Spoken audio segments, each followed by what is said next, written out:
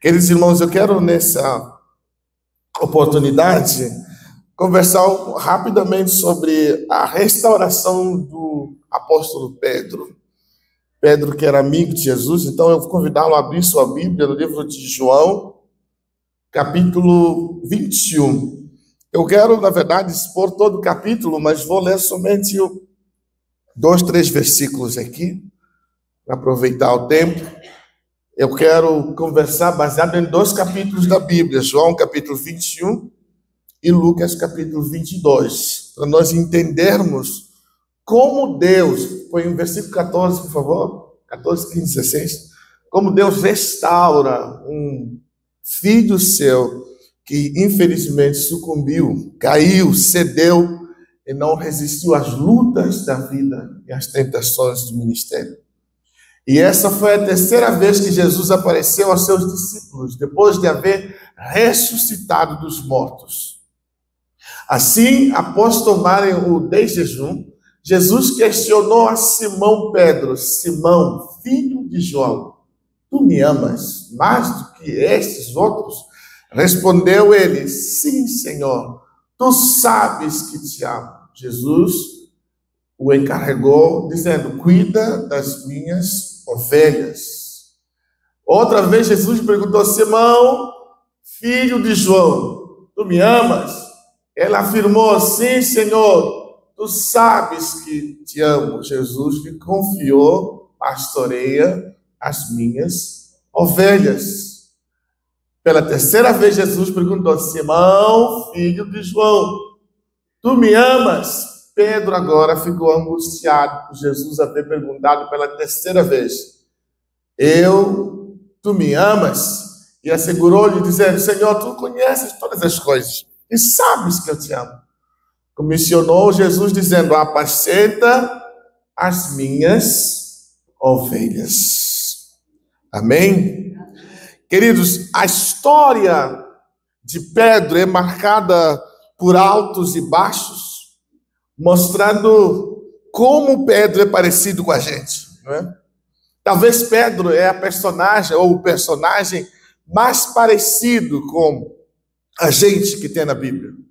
É aquele tipo de pessoa que hoje está cheio de Deus, fazendo declarações de amor, fazendo compromissos que nem ele mesmo sabe o que significa. Pedro é aquele tipo de gente que chega diante de Jesus e tem uma revelação incrível. Quando Jesus pergunta quem eu sou, e ele fala: tu és o Cristo, o Filho de Deus vivo. Para daqui a pouco Jesus chegar e falar: arreda-te de mim, Satanás. É daquele tipo de gente que uma hora está no topo da montanha e outra hora está aqui embaixo. Para lhe falar a verdade, Pedro é gente como a gente. Porque nós somos assim também. Tem hora que nós estamos lá no auge, as emoções bem fortes, o coração bem forte, a alegria bem forte, mas tem hora que nós estamos embaixo.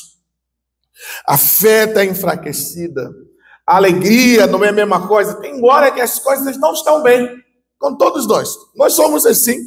E Pedro é gente como a gente. E a história de Pedro é marcada por um dos momentos mais vergonhosos que um homem de Deus já viveu na vida. Pedro é discípulo de Jesus, é chegado a Jesus, é próximo. Pedro caminha com Jesus. Jesus, quando tem momentos de intimidade e de estar a sós, sempre chamava 3, Pedro, Tiago e João.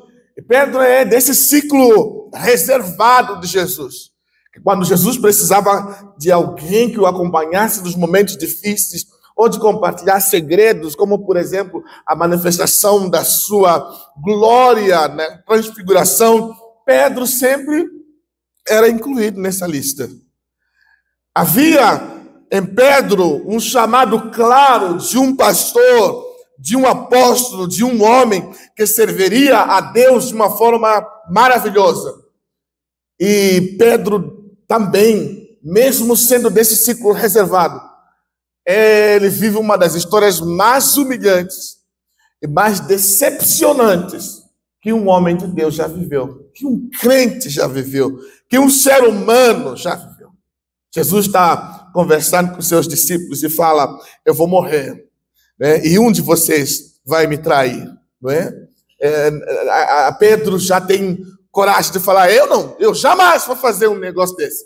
Pedro é tão ousado que fala: Jesus, é o seguinte, não importa quem te prendeu, onde o Senhor for, eu vou atrás, eu não vou deixar o Senhor sozinho, não vou te abandonar.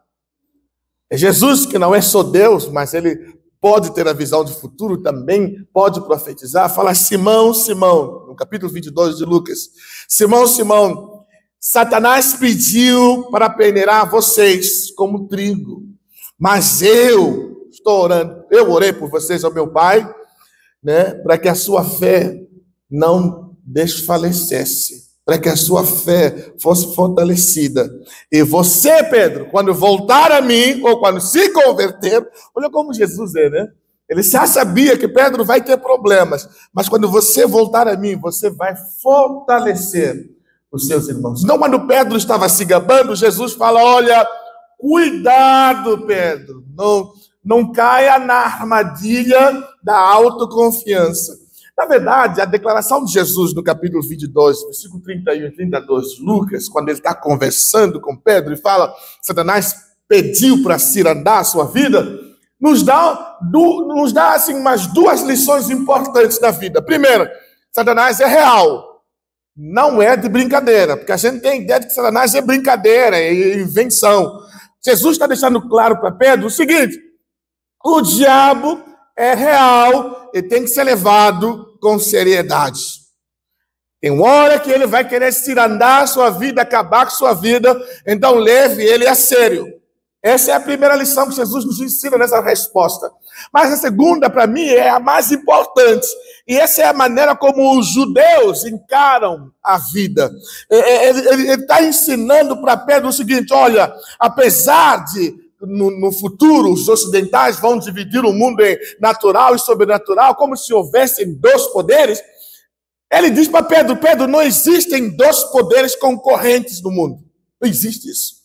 Isso é uma ideia equivocada do Ocidente, que nós criamos aqui no Ocidente, de que tem um sobrenatural governado por Deus, e tem um natural que é governado pelo homem, e tem um sobrenatural onde tem duas forças concorrendo, o de diabo e de Deus. Não existe isso. Então Jesus mostra: só existe um poder no mundo, e esse poder é Deus.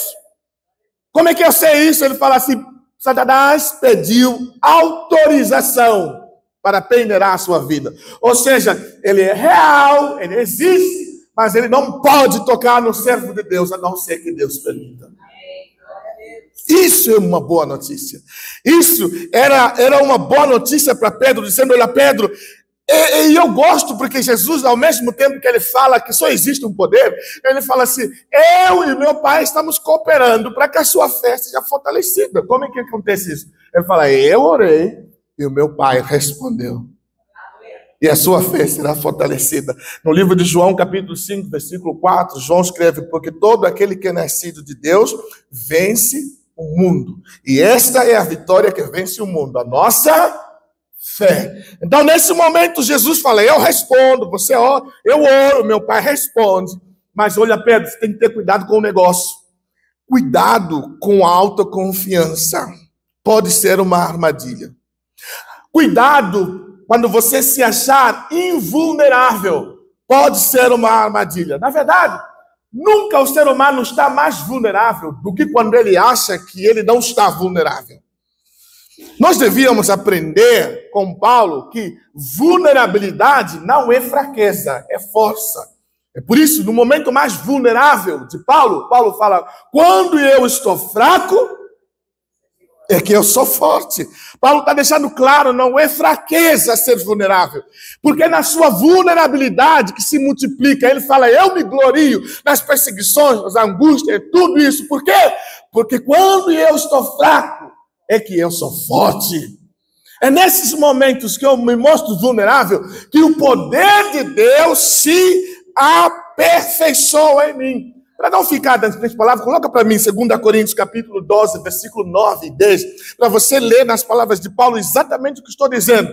Paulo deixando claro que vulnerabilidade por intermédio dessa prova de verdadeiro serviço ministerial, muitos outros louvarão a Deus pela obediência que acompanha a vossa confissão do Evangelho de Cristo e pela generosidade do vosso coração em compartilhar vossos bens com Ele, com todos os outros. Você colocou errado agora, estou vendo. 2 Coríntios capítulo 12, versículo 9, versículo 10. Estou lendo um versículo diferente.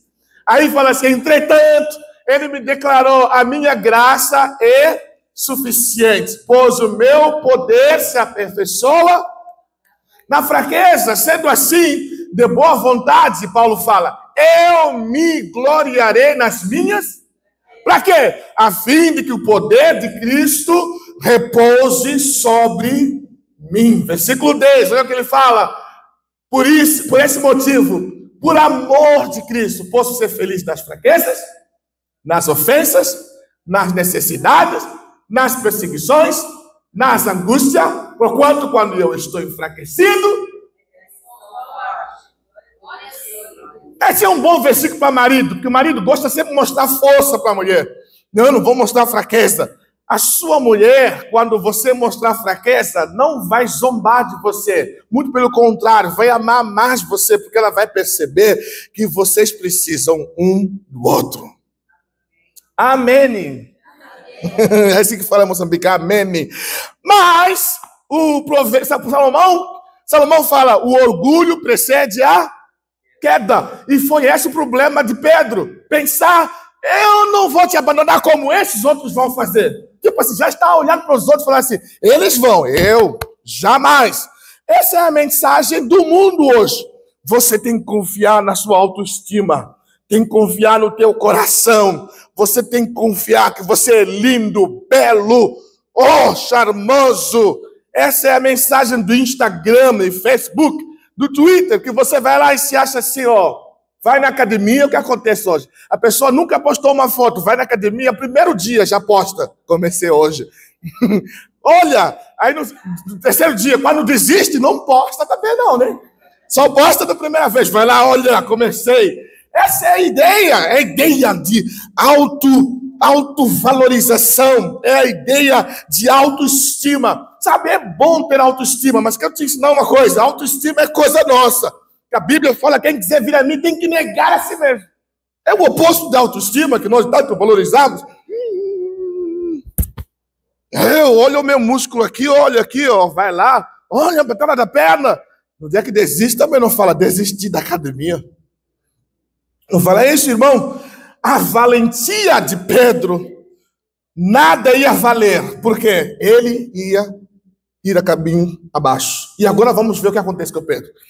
Jesus está lá, chama Pedro, Tiago e João. Fala, vai ficar difícil, vamos subir. Olha só, olha esse Pedro que falou, não vou te deixar. Vamos orar, vamos orar. Jesus começa a orar, o momento mais triste da vida de Jesus, suor e gotas de sangue. Pedro está fazendo o quê? Uai, não pode nem interceder, cara. Não vou te abandonar, mas agora não consegue nem orar, meu. Jesus está orando, chorando, suando, sangrando. Pedro está fazendo o quê? Dormindo. Pedro e seus amigos estão dormindo. Por quê? Porque Pedro não consegue manter a sua palavra. E porque Pedro não ora, ele luta uma batalha errada. Vou te mostrar, porque logo depois chega os soldados junto com Judas Iscariotes. E porque Pedro não é um homem que tem discernimento espiritual, pega a faca e corta a orelha. Como assim, Pedro? A guerra não é essa. Quem é autoconfiante, a ponto de confiar na sua força e não confiar na força que vem de Deus, luta a batalha errada. Luta a guerra errada. Às vezes está lutando contra o seu marido. O problema não é seu marido, nunca foi. O problema é o diabo que quer separar vocês, convencendo você que o problema é o seu marido, quando às vezes o problema é o seu próprio coração. Então você começa a lutar a guerra errada. Pedro vai e corta a orelha. Jesus fala, ei, não é isso não. Jesus vai lá e devolve a orelha do Malco. Pedro, você não entendeu nada. Você não percebeu nada. Vai piorar ainda, porque agora Jesus é preso. E a Bíblia sabe o que fala? É interessante. Pô, coloca esse versículo para os irmãos ver comigo. Lucas 22, 54. Veja o que acontece. Pedro que falou, não vou te abandonar. Lucas 22, 54. Então prenderam a Jesus, levaram e fizeram entrar na casa do sumo sacerdote. Pedro fazia o quê? Tipo assim, eu não vou te abandonar. Então Pedro, ele segue Jesus de longe por quê? Ele tem medo de se comprometer. Ele é aquele tipo de crente assim, quer ver como vai terminar a história, mas não quer se comprometer. Já não tem aqui na igreja, né? Aqui o povo é diferente, né? Pedro é esse tipo de crente. Vamos fazer culto do jovem. Tá. Fica de longe, quero ver se vão conseguir. Ele fica só quer ver como vai terminar a história, mas não quer compromisso. E Pedro fica de longe, assistindo, não se envolve. Pedro escolhe o anonimato e a neutralidade. No reino de Deus, você não é anônimo nem é neutro. Ou você serve, ou você não serve. Né? Aqui no Brasil tem uma expressão, você não pode ser crente Raimundo. Já ouvi aqui no Brasil, né? Significa você ter um pé dentro, um pé fora. Ou você é crente, ou você não é crente. Você tem que ser ou quente, ou frio. Morno não dá, causa vômito. E Pedro está nessa situação. Vou, não vou. Mas lembra, Jesus falou quando você se converter, Pedro. Jesus sabia que Pedro ia falhar. Mas Pedro era muito autoconfiante para acreditar nas palavras de Jesus. Agora, para quem já caiu no abismo, um abismo sempre chama o outro abismo. Pode piorar. E agora no versículo 55 é o que Pedro faz. No mesmo Lucas 22, mas quando acenderam um fogo no meio do pátio e se sentaram ao redor dele, Pedro assentou-se com eles. Olha onde Pedro foi buscar abrigo. No meio dos inimigos e acusadores de Jesus. Olha como está piorando a situação. Já se escondeu, já cortou a orelha, não orou, e agora Pedro vai mais fundo, senta com os acusadores de Jesus e busca esconderijo lá. Ele não buscou esconderijo no Altíssimo. Em Jesus, ele busca esconderijo daqueles que estão acusando Jesus. Fala que posso sentar aqui para me esquentar também com fogo? As coisas vão piorando, Pedro vai caindo mais nas armadilhas. Pedro estava no lugar errado, companhia errada, falando coisa errada e jurando coisa errada. Então nós temos, o versículo continua na frente, o versículo 56, nós temos uma criada, viu Pedro sentado ali à luz do fogo e olhando fixamente em seu rosto, acusou. Esse homem também estava com ele. Era a oportunidade que Pedro tinha de dizer assim, é verdade, eu estava com ele. Mas olha o que Pedro faz. Veja só. Contudo, Pedro negou. Assegurou-lhe, dizendo, mulher, não o conheço. Puxa, no momento que Jesus mais precisou de Pedro, Pedro jura, eu não conheço este homem. A gente pensa que tudo pode ficar ruim, né? Pode piorar. Pedro nega Jesus. Mente porque ele fala, não conhece. Enquanto Jesus está morrendo pela verdade, Pedro está tentando manter sua vida mentindo. É tudo o oposto. Ele fala, não conheço ele. E de repente nós ouvimos o quê? O galo cantar quando o homem de Deus blasfema. Quando devia ser o contrário, Pedro devia estar cantando. Não, nós ouvimos o galo cantando e Pedro negando e jurando que nunca viu Jesus. Esse é um dos momentos mais vergonhosos da igreja. E é uma realidade que quando nós vemos ela no texto, temos a ideia de que nós nunca vivemos. Mas vamos ser sinceros. Quantas vezes nós mesmos negamos Jesus do jeito que Pedro fez? Quantas vezes nós mesmos somos um escárnio, uma vergonha para o próprio corpo de Cristo? Quantas vezes agimos como Pedro e sucumbimos às tentações do mundo? Quantas vezes a nossa humanidade nos faz oscilar a ponto de nós não sabermos escolher certo, na hora de escolher certo, escolhemos errado? Quantas vezes somos assombrados? Sabe o que é vergonha? Vergonha é uma autodepreciação. E isso impede a gente de viver o chamado e o propósito de Deus da nossa vida. Vergonha é quando você se autodeprecia. Pedro, diante da negação dele, diante da queda dele, ele se autodeprecia, entra no momento de vergonha. E é nesse momento que o galo canta, que o olhar de Pedro se cruza com o olhar daquele que não importa o que você faça, ele sempre perdoa. Pedro ali na fogueira, ouvindo o som do canto do galo, ele vira o olhar e ele olha, e quem está do outro lado é o seu mestre, Jesus, que olha bem nos olhos de Pedro e não olha com raiva. Por isso que me encanta. A Bíblia mostra o olhar de Jesus cheio de compaixão, não com raiva, não como quem está dizendo assim: eu não te falei, Pedro, não te avisei. Ele não faz isso, não. Ele olha com compaixão. E aquele olhar penetra até a alma de Pedro. E a Bíblia nos mostra uma realidade. Pedro sumiu depois desse momento. Não vemos mais Pedro. Pode continuar vendo a história no livro de Marcos, no livro de Lucas, de Mateus. Depois desse momento, quando os inimigos começam a tramar contra Jesus, Pedro não está lá. Pedro não está lá para ajudar Jesus a carregar a cruz. Pedro não está no meio da multidão quando estão gritando crucifica. Pedro não está lá no momento de enterro. Pedro sumiu. Pedro desistiu. Pedro sucumbiu. Pedro fracassou. Ele olhou para ele mesmo e ele entra num profundo arrependimento. O bom e a diferença de Pedro e Judas é que Pedro entra num profundo arrependimento e ele se isola. Judas entra num remorso e ele se suicida. Essa é a diferença. E Pedro entra num momento de: vou me separar, vou ficar num lugar, porque agora eu caí. Acho que ele não quer mais me ver. Acho que ele não quer mais saber de mim. Mas no domingo de manhã acontece algo incrível. As mulheres vão para o túmulo de Jesus para somar o corpo, limpar e ver lá o túmulo. Quando chega lá, os anjos falam: não tenhas medo. O Cristo Jesus, o Nazareno, que foi crucificado, no livro de Marcos, capítulo 16, versículos 6 e 7, ele ressuscitou, não está aqui. Esse é o lugar onde ele estava. Mas ide, dizer aos discípulos, agora que está todo o segredo desse encontro de Jesus com Pedro. Vão lá dizer aos discípulos e a Pedro. Olha como Jesus é.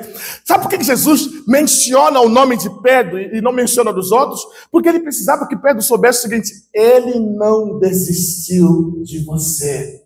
E eu preciso que você saiba disso hoje. Não importa a tua história, a tua realidade, o teu tropeço, as tuas circunstâncias, ele jamais desiste dos céus.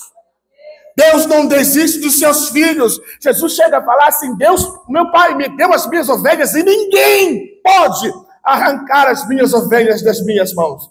Ele não desiste de nós. Ele faz menção de Pedro, porque Jesus sabia que Pedro abandonou tudo. Ele fala: não abandone a obra, Pedro. Eu não desisti de você. Vai dizer a Pedro para ele me encontrar. Eu estou indo ao encontro de Pedro. Diz para Pedro e seus colegas que um novo tempo, eu estou dando uma nova chance, eu estou dando uma nova oportunidade, eu estou mudando a história de Pedro, estou renovando a mente de Pedro. Tudo vai ser diferente. E agora Jesus precisa armar como é que chama aqui no Brasil? Uma armadilha, chama Eita Jesus! Arapuca! E é aí que nós temos o capítulo 21 de João. Jesus arma uma arapuca. Olha só. Algumas pessoas não sabem, mas eu vou falar um negócio. A Bíblia mostra claramente que um princípio fundamental para Deus curar suas feridas é fazer você encarar suas feridas de frente. Porque às vezes nós queremos fugir delas. E não tem como Deus fazer uma... Como é que chama? Na psicologia chama o quê? Quem é psicólogo? Não tem não aqui? Oi? Uma o quê? Uma cura, uma anamnese? Uma anamnese perfeita, sem levar em conta toda a sua história. E Jesus vai fazer isso com Pedro. Quero curar Pedro, mas tem que levar ele a ter memórias do que aconteceu. Primeira coisa que Jesus mostra para Pedro qual que é? Pedro está no barco, pescou a noite toda, ele e seus colegas, e não pegaram nenhum peixe. Quem aparece? Lembram-se como Jesus e Pedro se conheceram? Pedro pescou toda a noite, não pegou peixe. E quem apareceu? E quando Jesus ressuscitou, Pedro estava negando Jesus. O que Jesus faz? Mesmo cenário. Jesus repete a mesma coisa, dizendo: Pedro, lembra-se como a gente se conheceu? Às vezes a gente tem que lembrar. Quando nos momentos mais difíceis da vida, nunca se esqueça o que ele já fez por você. Não se esqueça onde ele te achou, como ele te achou. E ele vai para Pedro exatamente na mesma situação. Do jeito... É tipo assim, eu já vi essa cena. Eu já vi essa história. E agora Jesus abre uma marapuca e Pedro está lá. Ele vem, mesmo no pior momento de Pedro, e ele vem do mesmo jeito que antes havia acontecido. Agora, veja essa frase de Jesus. Jesus chega onde está Pedro e fala assim: filhos, vocês têm alguma coisa para comer? Ninguém entendeu o que eu acabei de falar. Tipo assim, Pedro e os seus colegas desertaram, negaram Jesus, caíram, cederam. Aí Jesus chegou, se fosse eu chegasse: ô seu safado, ô seu desertor mentiroso, eu ia chegar assim. Mas é o que Jesus chega. Jesus chega, todos eles fugiram. Jesus chega e fala assim: filhos! Poxa, gente, isso é graça, isso é misericórdia, isso é favor que nós não merecemos. Isso é um Deus que não olha a gente pelo que a gente faz. Ele não olha a gente pelo que a gente é. Ele olha a gente pelo que Ele é, pelo que Ele faz.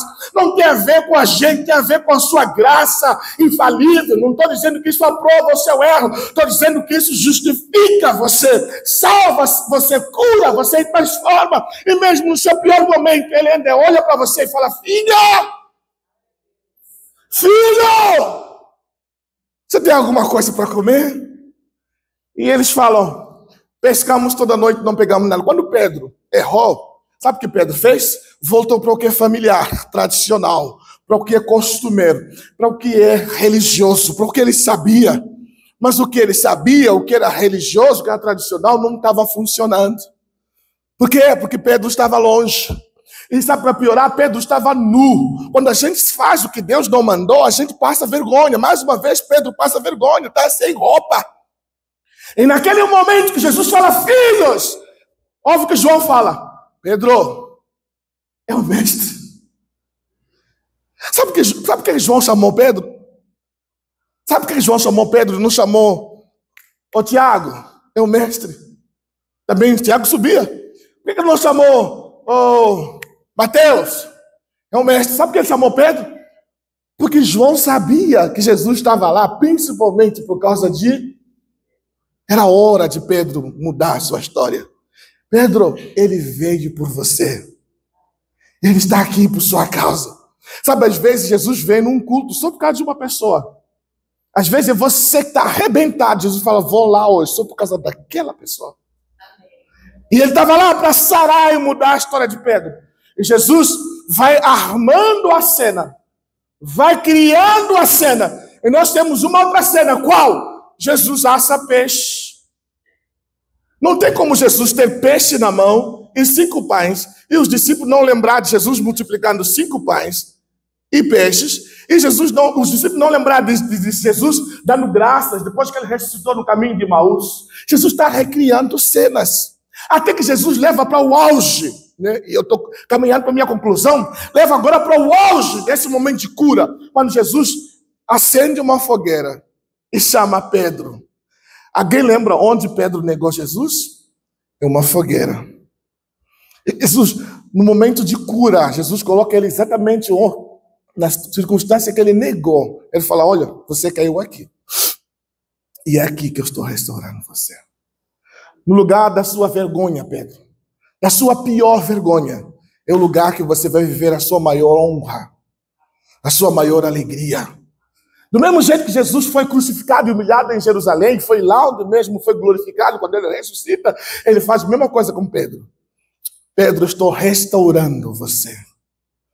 E agora precisa restaurar o ministério de Pedro. Fala: você me ama? E Pedro fala: eu te amo. Ele fala assim: apacenta as minhas ovelhas. Ele fala: não, Pedro, você me ama? Pedro fala assim: eu te amo. Ele fala: apacenta as minhas ovelhas. Só que Jesus está falando um verbo, uma palavra, e Pedro está respondendo outra palavra. E no nosso português nós não temos essas duas palavras. Por isso temos a palavra ama, ama, ama.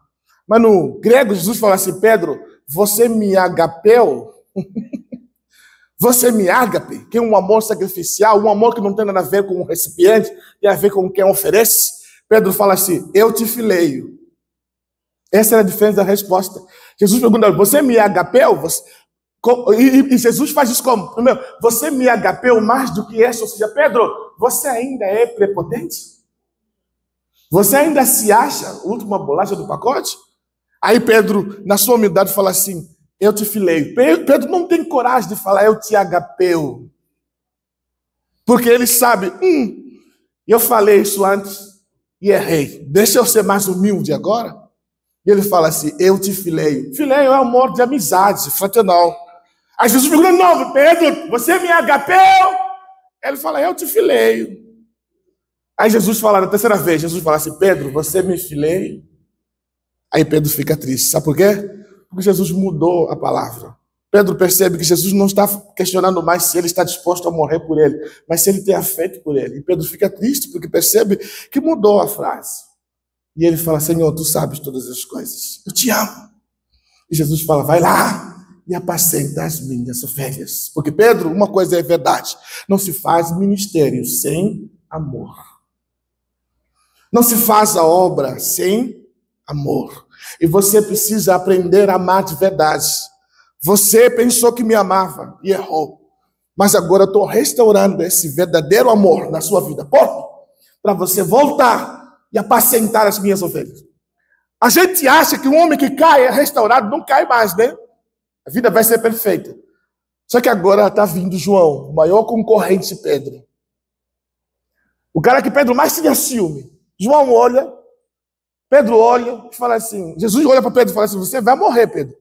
Você vai morrer assim, assim, assim. Quando você é jovem, você vai ver como que é. Mas um dia vão pegar os seus, vão te colocar onde você não quer. Você vai morrer assim. Pedro fala assim, se eu vou morrer assim. Agora aquele lá, tipo assim. Jesus olha para Pedro e fala assim, o que isso tem a ver contigo, Pedro? Cuida da sua vida. Toma conta da sua vida, Pedro. Se eu quiser que ele viva até que eu venha, o que isso tem a ver contigo? Pedro se distrai um pouco. No momento que ele está sendo restaurado, ele ainda se distrai. Só que Jesus ainda é paciente com Pedro. E cuida para que Pedro não se esqueça. Você tem que apacentar as minhas ovelhas. Amém? E, gente, Pedro foi tão curado por Jesus que não deixou nunca que o fracasso o definisse. E eu preciso te falar isso agora enquanto eu estou terminando. Nunca deixe que os fracassos da sua vida definam você. Nunca deixe que as quedas, que as faltas, que as dores, as feridas que vão surgir na vida definem quem você é. Nunca deixe que isso conduza a sua história. O que eu estou querendo dizer é que nunca deixe que o passado defina o seu futuro. Você jamais vai viver as bênçãos do futuro enquanto se vê preso à sua história. O pastor falou sobre renovar a mente. E Paulo fala isso, rogo-vos, pois, irmãos, pelas compaixões de Deus, que apresenteis o vosso corpo como sacrifício vivo, santo e agradável a Deus, que é o vosso culto racional. E não conformeis com esse mundo, mas transformáveis pela renovação da vossa mente. Então, eu estou dizendo um negócio, não fique escravo da sua história. Arranca da sua mente tudo aquilo que te leva para trás.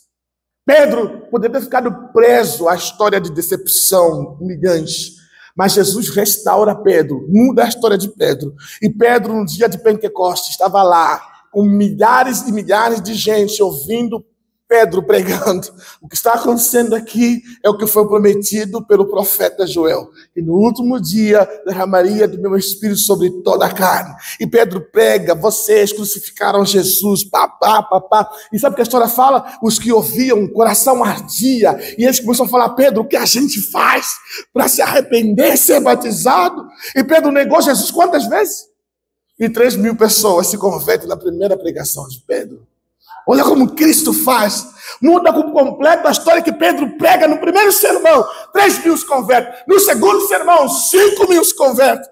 Ele anda, a sombra dele cura. Até lenço. É incrível. Aí Pedro, que aprendeu tanto do Senhor, ele vai escrever um conselho para nós agora. Pedro, que foi prepotente um dia, agora aprendeu a lição. E eu vou terminar com essas palavras de Pedro. Coloca para mim. 1 Pedro 5, 6, 7, 8 e 9. Pedro, que aprendeu, errou, vai terminar a história falando, dando um conselho para nós. Sendo assim, irmãos.